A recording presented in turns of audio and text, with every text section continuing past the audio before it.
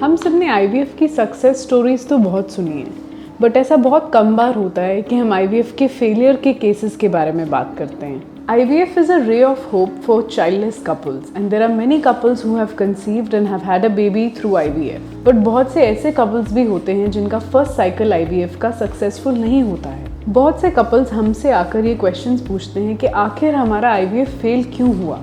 IVF के process के through जो एम्ब्रियोज बनते हैं उनकी क्या क्वालिटी है, क्या ग्रेडिंग है, इस पे बहुत ज़्यादा IVF का सक्सेस रेट डिपेंड करता है। अगर एम्ब्रियोज की क्वालिटी अच्छी है तो हमारा प्रेगनेंसी होने के चांसेस बहुत बढ़ जाते हैं। सेकेंड मोस्ट इम्पॉर्टेंट फैक्टर है यूट्रस की हेल्थ और रिसेप्टिविटी।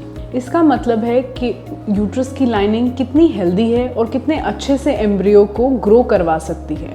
अगर लाइनिंग पतली है, कोई हार्मोनल इम्बैलेंस है, कोई इम्यूनोलॉजिकल प्रॉब्लम है, तो इस सब से इम्प्लांटेशन होने में प्रॉब्लम हो सकती है, जिससे कि IVF का फेलियर हो जाता है।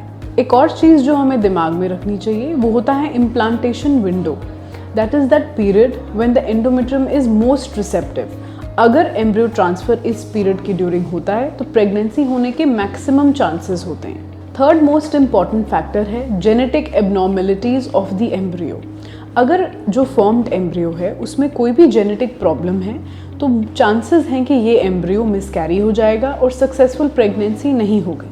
फोर्थ इम्पॉर्टेंट फैक्टर है अंडरलाइंग डिजीजेस। अगर किसी फीमेल को किसी भी तरह की प्रॉब्लम है लाइक PCOD, एंडोमेट्रियोसिस, एडिनोमायोसिस, इन सब का नेगेटिव इन्फ्लुएंस होता है एम्ब्रियो के इम्प्लांटेशन में।